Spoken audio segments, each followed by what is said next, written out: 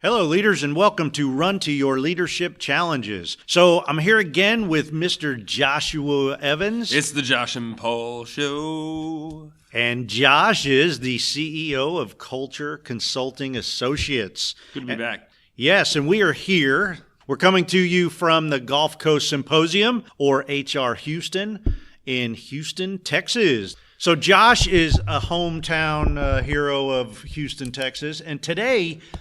Josh, what are we going to talk about today, man? We're still talking about org culture. And so there's something that I found has become a very, very substantial truth in every organization I've worked with. The best organizations, the ones with the best cultures, are always the ones that are really cognizant of their team's attitudes. And I think that everybody should hire for attitude first over aptitude. I think attitude beats aptitude in all cases. In fact, I was discussing this recently with the president of Club Med, and he literally says he has a woman that's 29 years old that's the general manager of one of their resorts because she has such a great attitude. If they have a great attitude, they can learn anything. So true. Taking somebody with lots of years of experience and bringing them into the situation, they're only going to bring their bad habits. Well, you cannot train attitude. It's very difficult to find somebody who's mediocre and make them extraordinary. But you can take somebody that's extraordinary and they'll enthusiastically run towards all the information they need to find. And so I've always found that hiring for attitude will always beat hiring for aptitude because people can learn new skills.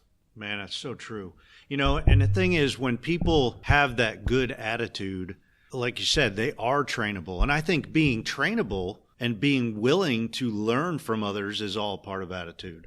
Would you agree with that? Absolutely. I think trainability is the term we hear a lot, and it's people that can take on a new skill, that are willing to adapt and to evolve in the role that they have. And how can we expect to train up the new generation of leaders if we can't find people that are trainable? So if you're bringing people in there that already have the experience, and I use air quotes when I say that, the experience, they're only going to bring with them what other organizations have told them to do. They're not going to be willing to take on your leadership principles and values, which is what you really want. And so I think finding people that are trainable and that have the right attitude to be able to take on new ideas is so critical. So is there certain things, attitude is one of those things where it's hard to measure, especially when you're hiring somebody. So do you have any kind of tools or tips that anybody can look for to identify a bad attitude or an attitude that's better than another? Well, there's a lot of, telltale signs of people that badmouth previous companies or previous bosses, or people that are rude to staff in the office, like administrative staff, or people that are working in the front. We've all seen those sorts of things. Yeah. And they inherently know that you're coming in for a job interview. They just know if you come into an organization for a job interview, and they're going to be telling their bosses how you treated them. And that's easy to weed out. The things that are hard to weed out are the people that don't deal well with pressure, right? That change their attitude under pressure, the people that change their attitude after they become familiar with an organization. We've seen that too, where somebody starts off with all the gusto and all the excitement in the world, and then 3-6 months in, all of a sudden, like, well, this isn't the person that we hired. All of a sudden now they're just okay. They're not great anymore. And what happened there? Those are a lot harder to really uncover. And I think there's some very neat questions that you can ask. And so one of the questions that I've asked in interviews before with people is, and it's kind of a tricky way of getting the truth out of them, because you can ask somebody, what are your weaknesses, right? And everybody's going to frame up one of their strengths and call it a weakness, right? I care too much about my company, or my work ethic is just too much. I treat people too good. Yeah. They take advantage of me. And so by fixing the problem, don't ask them what they think about themselves. Like, if I ask your current manager right now, who you're working for, if I ask them what your biggest area of improvement is, what would they tell me? Area of improvement. That's awesome. When they go, well, because then all of a sudden they're not thinking about the lie. They're thinking about what that previous boss would say, and so they'll share that with you. But they think it's a guise to find out about the previous company or something like that. Or how about this? We've talked to a couple of people on your reference list, and they told us some really good improvement areas of you. What do you think? I would say weaknesses. I'm fine saying weaknesses. I know you like to say, areas of opportunity, but the problem is they're not always areas of opportunity. That's true. And I think they're weaknesses. Well, some weaknesses just are areas that need to be put aside. Well, and if it's not something, you can't expect somebody to be able to improve on something that's not a strength of theirs to begin with, right? So here's something. I'm terrible at listening. I know I need to be better at it, but you can never expect me to be a phenomenal listener. I consider myself a very good talker.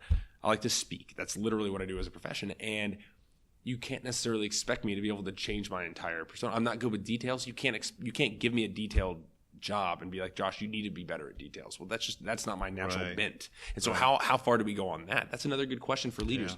Yeah.